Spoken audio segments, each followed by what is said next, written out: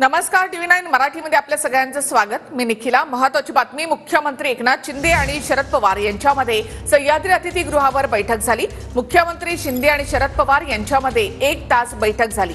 शिंदे पवारांच्या बैठकीमध्ये मराठा आणि ओबीसी वादावर देखील चर्चा झालेली आहे। शिंदेंना भेटण्याची भुजबळांची विनंती पवारांनी मान्य केली।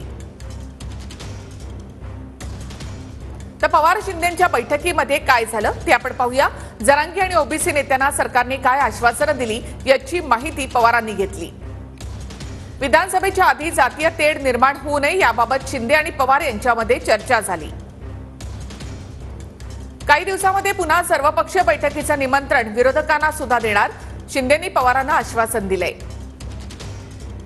साखर कारखाने आणि दूध दरांसंदर्भात सुद्धा चर्चा झाल्याची माहिती आहे। शिंदेंना भेटण्याची विनंती पवारांनी मान्य केली। शरद पवारांकडून भुजबळांच्या शब्दाला मान देण्यात आला। बरोबर विकासाच्या बाबतीत चर्चा गेले असतील तर निश्चित त्यांचं स्वागत करायला पाहिजे आणि ओबीसी आरक्षणाच्या संदर्भात सुद्धा काही तोडगा निघावा ही त्यांची भूमिका आहे।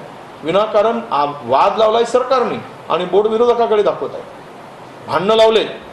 आता यांना धूर यांच्या अंगावर सोडायची पाळी आलेली आहे, म्हणून ते तडफडत आहे। वेगवेगळ्या पक्षाची सरकारं असतात, वेगवेगळे पक्ष विरोधात असतात, पण एकत्रितपणे महाराष्ट्राच्या विकासावर संवाद साधून काम होत असतं। जो काही वाद असतो तो राजकीय असतो। महाराष्ट्रातलं वातावरण त्या ठिकाणी शांत आणि सुरळीत व्हावं याकरता त्यांनी पुढाकार घेतला तर आम्ही स्वागतच करू।